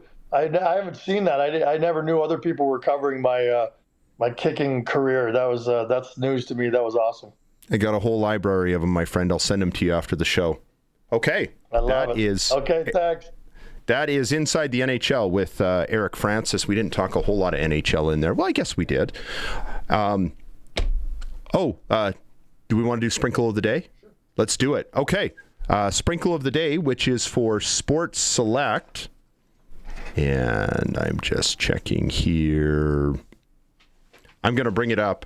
So yesterday, I did the over-under in the Winnipeg Jets game, and it worked out. So I'm going to stick with what I know, even though I don't really know over-unders or betting in general. And this Sprinkle of the Day is for Sports Select. Getting in on more of the sports action you want is as easy as playing at sportsselect.com. Simply make your picks online, generate your QR code, and lock in your bet at your local lotto spot retailer. Every bet is 100% legal with the chance of winning cash in hand. Sports Select. When you're ready to play, bet on the original. Must be 18 plus to play. Play responsibly. Okay, so we picked the over yesterday on the Winnipeg Jets Chicago Blackhawks game, and they came through in an overtime victory for the Winnipeg Jets. So we're going to do that again, and tonight's game is the Vancouver Canucks visiting the Colorado Avalanche. There you see it on the screen. The over-under is 6, and I have no faith in my Canucks. They've been Bush League all year, on the ice and off the ice. But I have enough faith that the Avalanche will pile on at least 5 or 6, and maybe the Canucks won't get shut out. I'm going to roll with the over one more time. So that is your Sprinkle of the Day for Sports Select.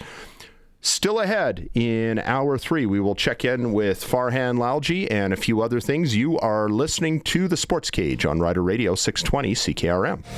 And for today's Keln Solar Clutch Performer, I went with my own pick, Kyle Connor from the Winnipeg Jets. He got the overtime winner last night in the victory over the Chicago Blackhawks, and I think we had already clinched the over-under by then, but nice win for Winnipeg. Hey, I forgot to ask Eric Francis if he thinks the Jets can make the playoffs. They're only a point out. Who'd have thunk it? And I'm a Canuck fan, but I've always had a soft spot for Montreal and for the Winnipeg Jets, just because the Jets were always the closest team to where I grew up in southeast Saskatchewan, and they always seemed like the poor country cousins.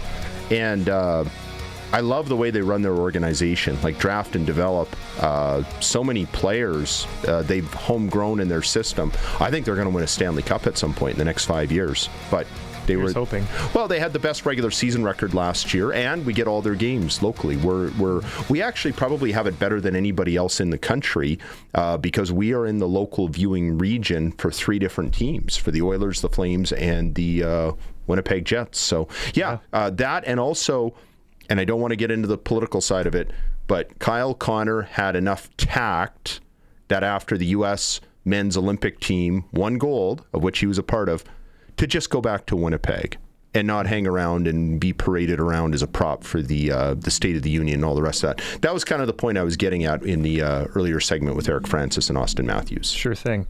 For my clutch performer, I'll give you a little trivia.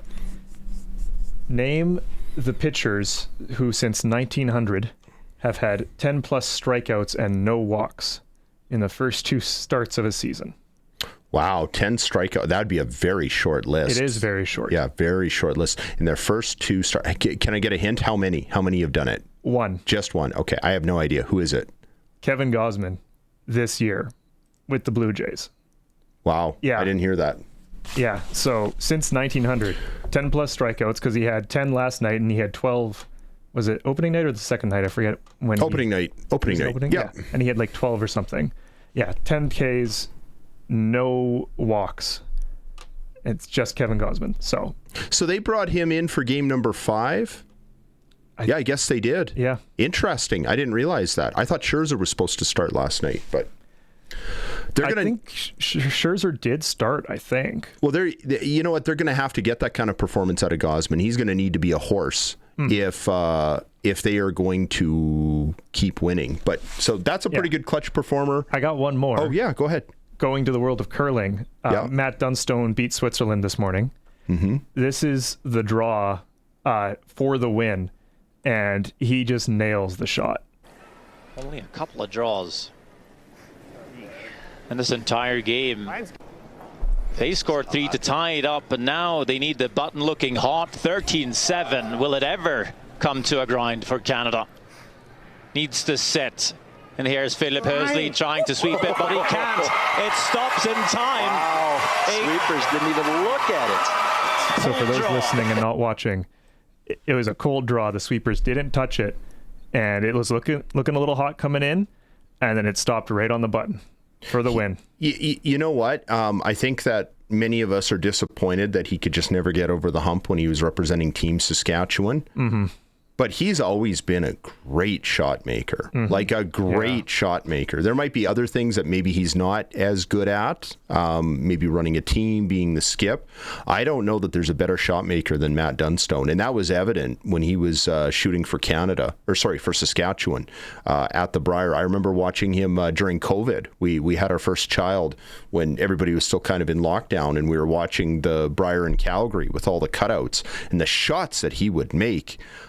I don't follow them closely enough, and I don't know enough about curling to know why those teams couldn't get over the hump. But sometimes you just have to hang around, and then you eventually break through, and that's when you build a dynasty, kind of like Brad Gushue did, Kevin Cooey, and some of the other skips as well. Yeah. Clutch performer for Keln Solar. You know they can help with your livestock operations, but now book your solar quotes for your home, farm, or cabin. Save money with the local company Keln Solar in Lumsden. We were talking a little bit earlier about the Vancouver Canucks and just how awfully Bush League they have become. I alluded to it yesterday, and we're going to talk with Farhan Lalji in hour 3 about how they've unveiled these price increases. And, you know, running a sports and entertainment business is just so different from running any other regular business, that optics are everything. And the Canucks and their connection, the loyalty from the Canuck fan base is going to be put to the test. And I do feel like that story of that reporter being kicked out is going to stretch that even further. Eric Francis made a really good point that if the ownership of the Vancouver Canucks did not like the way that the media was reporting that story, then the way they behaved was the exact opposite from what they should have done, because all it's done is brought more attention to the situation. I don't know enough about the story to know if it was accurate or wasn't accurate, but at any event, all they had to do was pull this guy in or his supervisor in and had an honest to goodness discussion about whether the report was accurate or whether it needed to be pulled or whatever. If the Canucks had done that, Eric made a good point that the website, the Daily Hive, is that what it's called? The Hive? I've seen snippets from that, but it's like a lot of the other 100,000 different sites that are out there. And so I don't know a lot about it or its mandate. If it's a local Vancouver thing, it sounds like it is. And obviously they weren't very comfortable with it. So if the Canucks had their PR person go to the reporter and say, hey, we really didn't like that story. We'd like to have a discussion about this. They could have set up a meeting. They could have hashed it out, and the story probably just would have been quietly pulled, and it would have been no big deal. But because of the way they reacted, and I would say overreacted, now it's drawn all this attention to it, which is a good thing in the long run. It also speaks to the sheer incompetence of the Vancouver Canuck ownership. And the fan base apparently is really pushing hard for a revamp of the brand of the Canucks. That skate logo, you're seeing that so often this year. I think it's 20 out of 41 home games they're wearing it.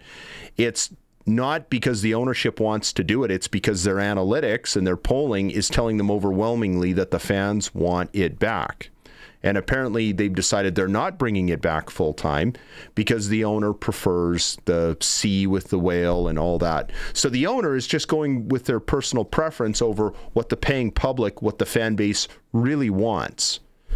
And that is a big, big mistake, particularly when you're working in entertainment. Look, the Aquilini's money pit might be a bottomless pit, and they might be able to control things and own things forever. We see that with professional sports franchises. But if they continue to behave this way, they are only cutting off their nose to spite their face.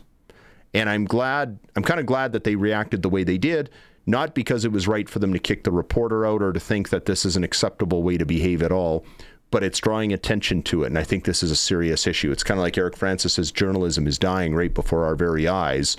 This is the kind of stuff that makes people do something about it. So, look, if the Vancouver Canucks lose me, they're in a lot of trouble. I'm a pretty loyal guy, but it's pretty hard to support an organization. I think fans will support an organization if you're struggling, but you're putting up an honest effort and you're acting with integrity. And the Canuck owners, it doesn't sound like they've been doing that. And I hear more of the griping, not so much from a national level, but from a local level. I hear that from a lot of the fans in Vancouver on the West Coast, and they're just not a super popular brand right now. All the more reason why the BC Lions need to honor Doug Flutie's achievement from the 91 season and wear the logos and everything else, and that's something that I touched on with Glenn Suter yesterday, and I want to touch on with Farhan Lalji as well. Another thing that I want to talk about on the show, we'll have Arash Madani back in tomorrow, and Arash is kind of an expert on all things Toronto or all things national. And one thing that I wanted to address with him is, besides all the Maple Leaf and Blue Jay stuff, is the Canadian Football League for the past 40 years has never really worked in Toronto very well. And they have tried darn near everything. They tried signing Rocket Ismail, which really raised the profile of the team, like having Wayne Gretzky, John Candy, and Bruce McNall as the owners. But it never really worked. Like, I've read books about it, I've done research on it, and at the end of the day, it raised their profile as far as ticket sales and corporate sponsorship by like 30%.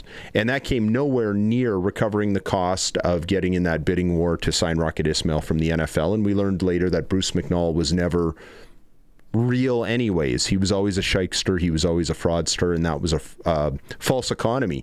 The Argos have tried donating money to the different high schools in the GTA. It's done nothing for them, or doesn't appear to have done much for them. I thought the move from the Skydome to BMO Field would be the ticket. I was just convinced that this will be great, getting out of the Skydome. It will work for them just like the Montreal Alouettes getting out of Olympic Stadium and going and playing at Molson Stadium worked for them.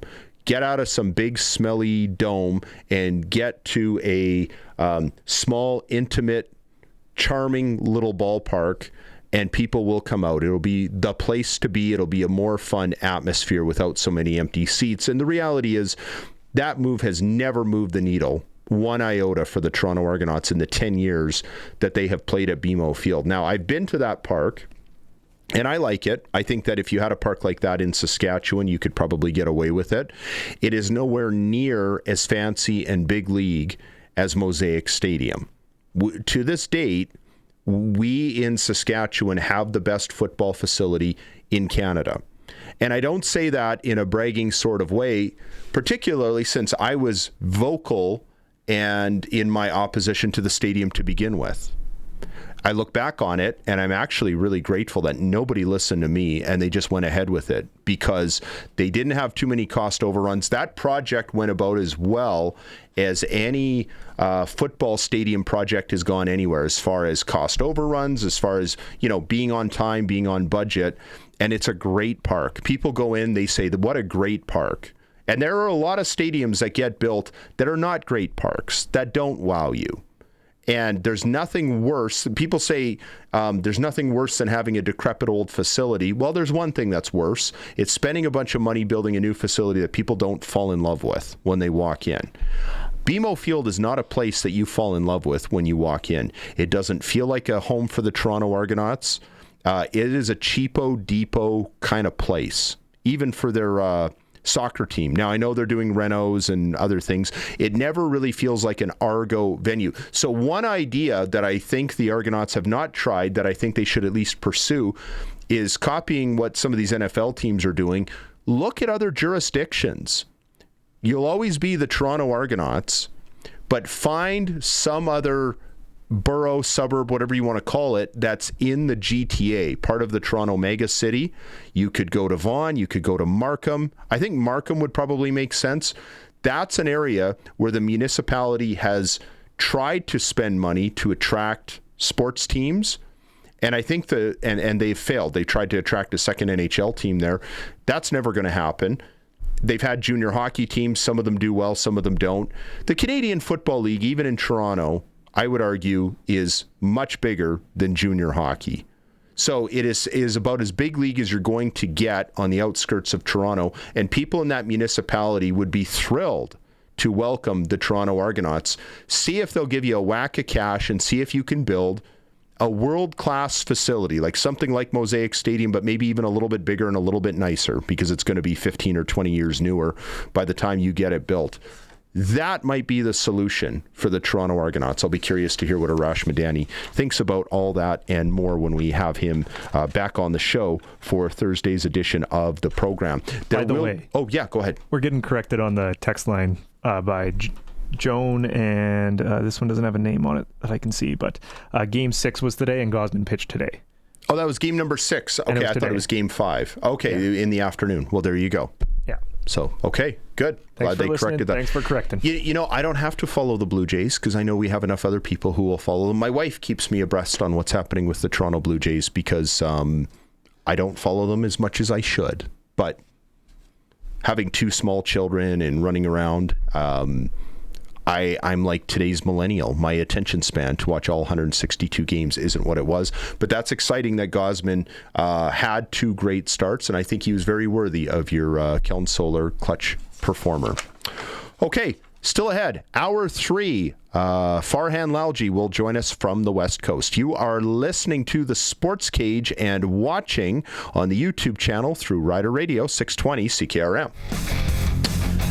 Well, the Pats will try and even up their best-of-7 series with the Medicine Hat Tigers. Game 4 tonight from the Brandt Center. Pre-game show on 620 CKRM at 6:30. Puck drop just after 7 with Dante DeCaria. The Prince Albert Raiders will try and finish off a 4-game sweep of the Red Deer Rebels in Alberta tonight. And the Saskatoon Blades trying to pull an upset in the 6 versus 3 seed. They are up 2-1 and playing Game 4 of that best-of-7 against the Edmonton Oil Kings at home in Saskatoon tonight for Game number 4. World Men's Curling Championship, Canada skipped by Matt Dunstone. They are on the ice tonight versus Czechia. Only one Canadian NHL team in action. That is the Vancouver Canucks visiting the Colorado Avalanche. And the SportsCage.com poll. How far can the Toronto Blue Jays go this season? Vote at SportsCage.com. And that is the sports ticker for Extreme Hockey and Sport. Whatever your spring sport is, Extreme Hockey has you covered. Okay, and let's go to Crofty from Croft Electric, who joins us on the line. And Have you been following the Pats this series? We have season tickets, so yeah, we've been following it. I didn't go last night. One of our office staff went down. Sounded like it was a good game, but we kind of lost it in a few different places. Are you going tonight? No, the same guy wants to go back tonight, so I am not going tonight. So you need to be a little more selfish and use up those season tickets. Stop being so nice to all your staff below you. Hey, listen, what's happening at Croft Electric? Well, we just finished a staff meeting, actually, so great. Had all the guys and girls in here to get all ramped up and ready for summer and spring. And talked about our preferred customer program and how we're excited to roll that out to our customers for 2026. Get us out there and let us do a 24-point inspection, get ahead of some of those problems, whether it be on your farm, your home, your business, or your cabin even. So just really excited for 2026. I bet you get some calls about doing some of those outdoor pot lights too. Oh, for sure. And that's when we want to do it. We don't like doing them in the winter, that's for sure. So, we can get ahead of some of those problems. And then we do, as well as we do generators and permanent holiday lights, which is another great thing to be doing this time of year. Get ready for Christmas now. Even it kind of looks like Christmas out there after that snow this week. Well, it kind of feels that way. I feel like the weather's just fine, but everybody's losing patience this time of year. I was going to say, the wife has been hounding me nonstop about these pot lights, so I know who I'll be calling. If anybody else out there is getting hounded by their significant other to get some of these electrical repairs or inspections done, how do they get a hold of you? Thank you. Yeah, great question. The best way is always follow us on all our socials, keeps up with our Friday funnies and Tip Tuesdays. We do have a website, www.croftelectric.com. There is a contact us page there. There's a link you can upload pictures of that pot light right there and send it off, and we can get an appointment or a quote lined up for you. But the best way is still old-fashioned way. Give us a call, 306-586-1333. Isn't that so? I find that everywhere. Just pick up the phone and call me, or if I've got to call somebody, it's nice just to have a chat with somebody, and if they have a project that needs to be worked on, we know where to find you. Crofty from Croft Electric, thanks for doing this, and we'll talk to you again soon. You bet. Have a great day. Okay, that is Dan Croft from Croft Electric. Lots of projects happening as we get into the summer months, and hopefully I get those pot lights done. This has been a project that's been not done for like 3-4 years, and Christmas time rolls around. We want to put up the Christmas lights, and we can't do it because we don't have. That means I have to do manual labor and actually go and hang them, and who has time for that? So you want them set on an automatic setting, you call Crofty at Croft Electric. Still ahead in hour 3, we will check in with Farhan Lalji about a whole bunch of things Vancouver. You are listening to the SportsCage and watching at sportscage.com. Brendan McGuire and Colson Schultz doing the Wednesday SportsCage, and all guests appearing on the Western Pizza Guest Hotline. It's a pizza that's known worldwide for a reason, loaded with toppings of Western Canadian ingredients and always cooked to perfection.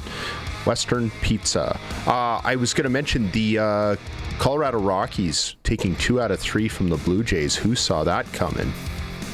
But such is life. Let's go to Farhan. It's time to get the inside story. TSN's Farhan Lalji on SportsCage is brought to you by the Cooperators. Time to get financially fit? Cooperators can build a plan that works for you. Cooperators, investing in your future together. All right, well, speaking of Vancouver guys, this Trevor Baggs has been getting his 15 minutes of fame with all that's gone on from being kicked out of the press box in the Canucks game on Thursday. And, we kicked it around with Eric Francis, who's in Las Vegas. So now we've got somebody on the line from Vancouver. So I'll bring it up with you, Farhan Lalji. What are your thoughts on what happened to this reporter who got thrown out of the press box on Thursday? Well, I think overall it was very much an overreaction. I think this is typical of Canucks PR and communication strategy, which generally is, their communication strategy is generally quite poor, right? I mean, this is the poster child of, 6 o'clock on a Friday news dump, and not having Thatcher Demko available for an entire off season after signing an extension. Like, there's a lot of communication foibles in and around this team, and I think they overreacted. Now, in fairness, I do think there were some questions on how this story was presented. I don't think it was factually incorrect. But, I do think, they got a little sloppy and kind of took some liberties in terms of the framing, which they didn't need to necessarily do. But, I understand when you're a digital outlet and that becomes the model. Like, I know where that happens. But overall, Beggsy's a pretty respectable, reasonable reporter, right? Like, he's respected in our market. And even though he's a young guy and he's just getting started, people like his work. And so I think that the Canucks have turned this story into a very large, never-ending saga here, and they should only look at themselves, because the story itself was not about hockey, right? And it was not about, a criminal offense in terms of what the owners of the Canucks were doing. So I don't think that this story would have got significant traction. The way the Canucks handled the situation has caused this story to get significant traction, and not just the removal of Beggs, but also the actual original story itself, right? So again, could the Hive have been better? Yes. The Canucks then doubled down with their statement to the Globe and Mail, which was incredibly aggressive and also suggested that that story was factually incorrect. And I don't necessarily know that the crux of the story was factually incorrect.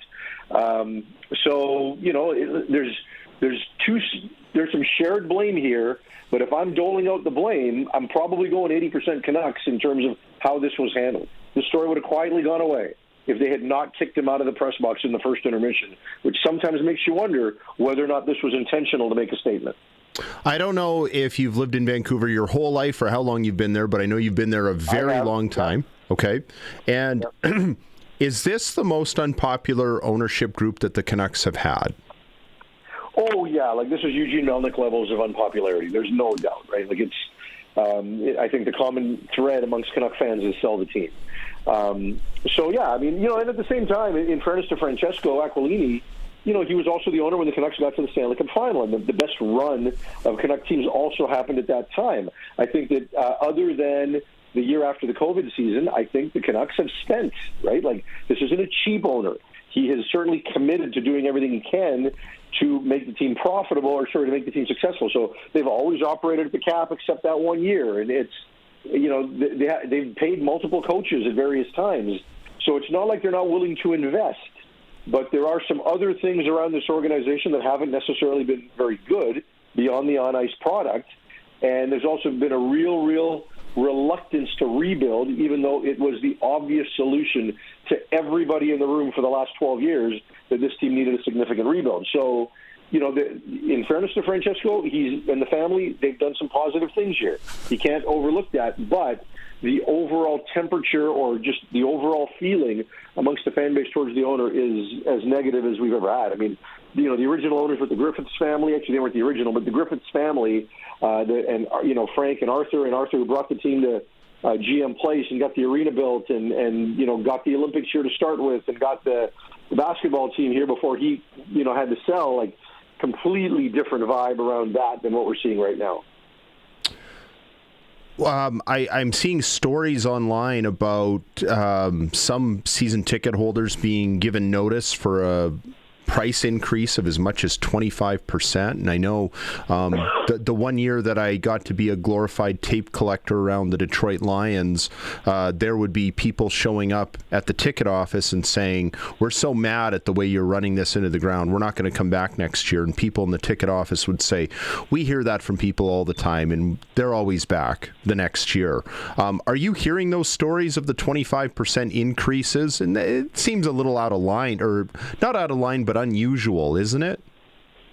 Well, look, there are stories of increase for sure. It's not every ticket.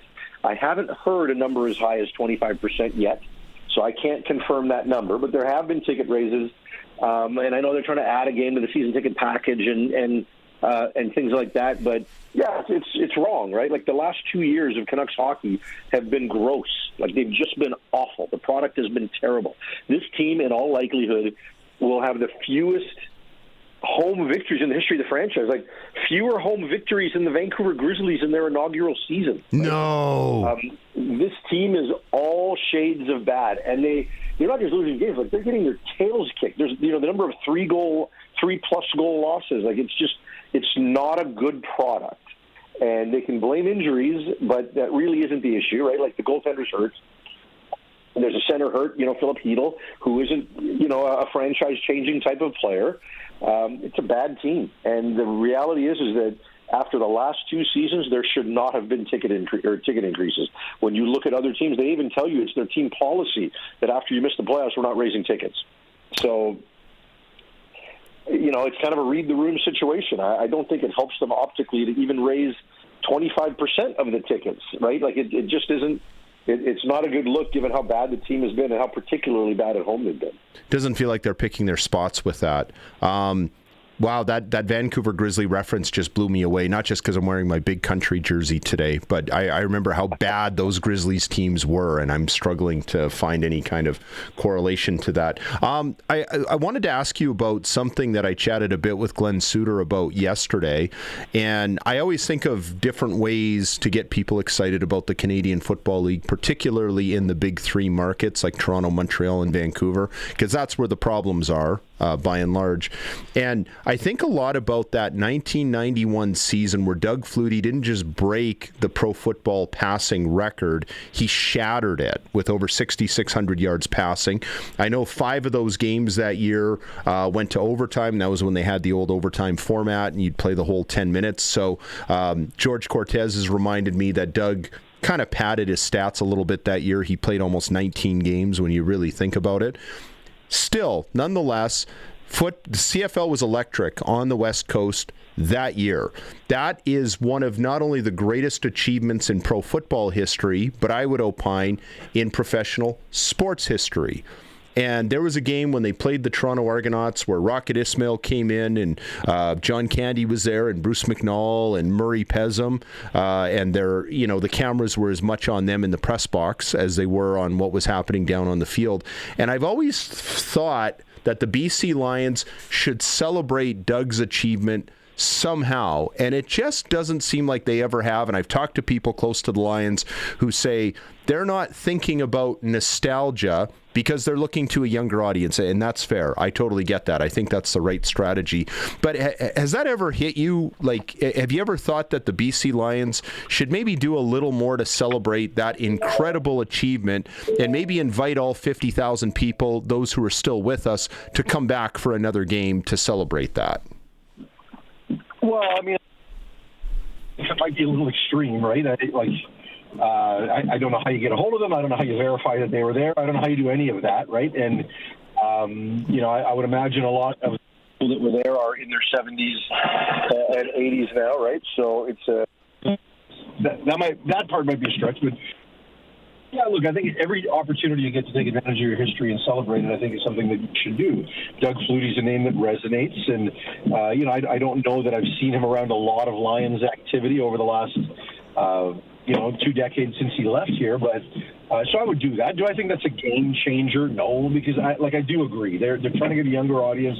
It's not a nostalgic crowd. It's the way it is, and it's just not what they're trying to get back to. But again, like, a guy like that kind of transcends a lot of different ages. I think people recognize the name, and whenever you can associate yourself with him, because, in Calgary, there's a strong association with Doug Flutie. And then, as good a season as he had, he never won a Grey Cup with BC. He did wind up doing that with Toronto, right? So I know that they've made their moments where they've been able to celebrate him. They've done that a little bit, right? But Toronto, to your point, would have the same kind of issues in terms of the market here and how much they want to get back into the past and things like that. I don't know that that's necessarily the way to sell the product here. Like, when you bring Gary and Durant back for a game in Regina, it's a thing.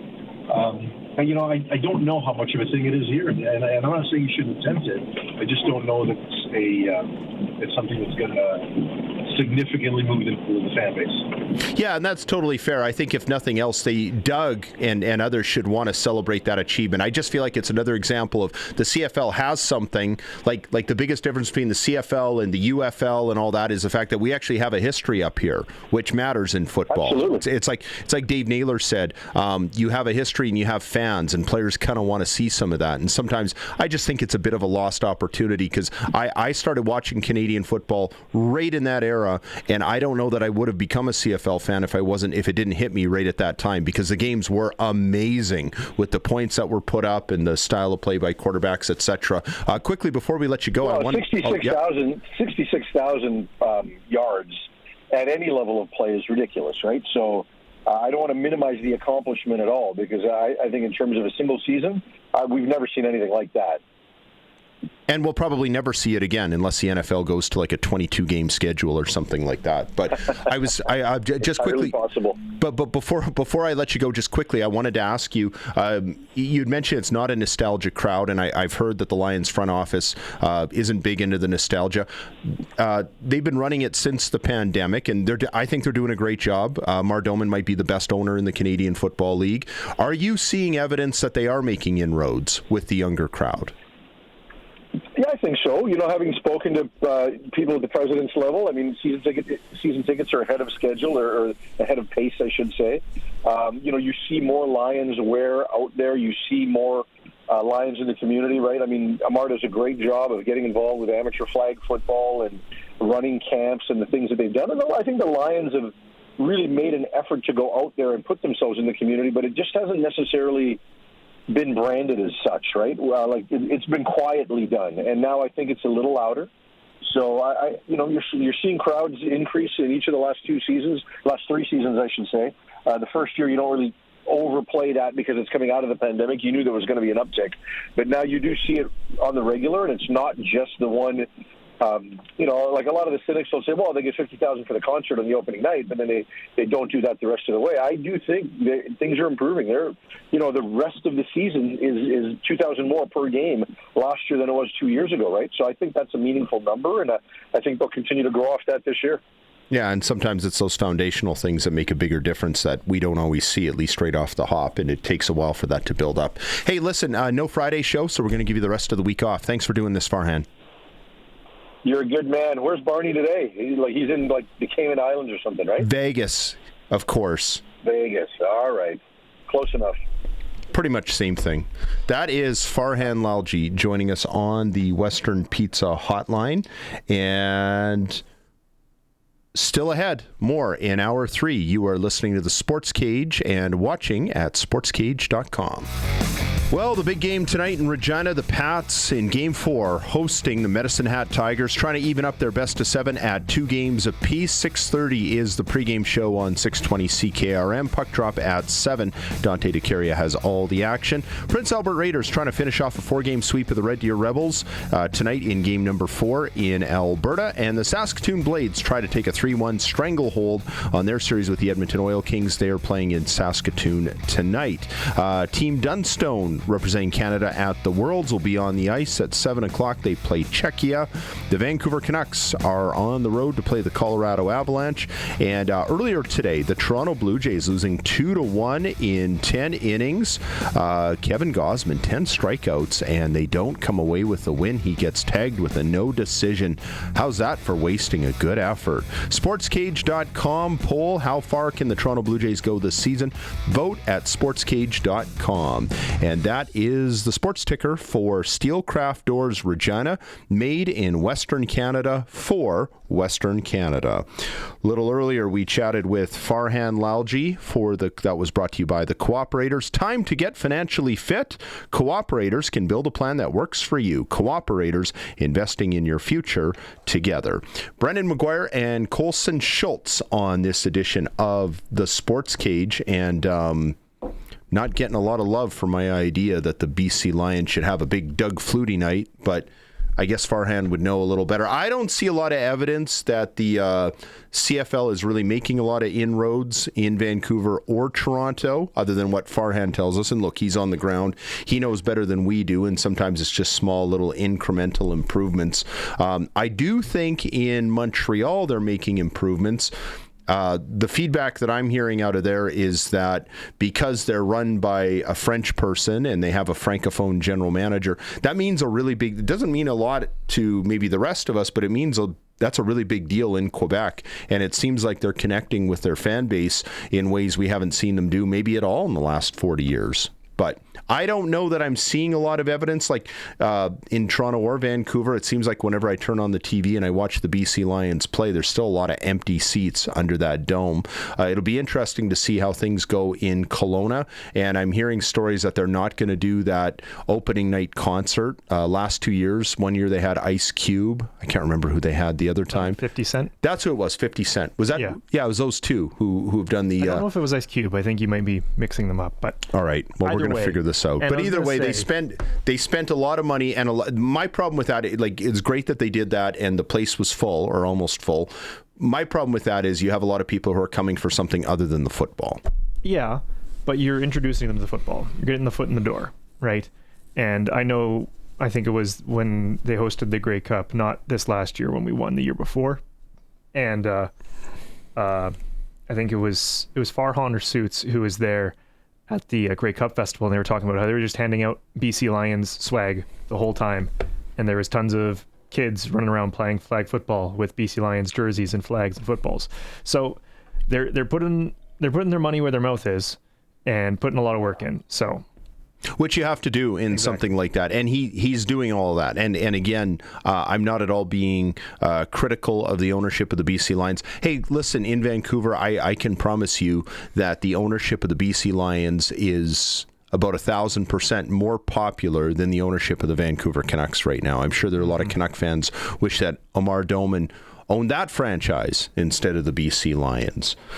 Still ahead on this edition of the Sports Cage, we will check in. We will listen again to our chat earlier with Taylor Shire from the Regina Leader Post as we tee up Game 4 tonight between the Pats and the Tigers from under the orange top. You are listening to the Sports Cage and watching at sportscage.com.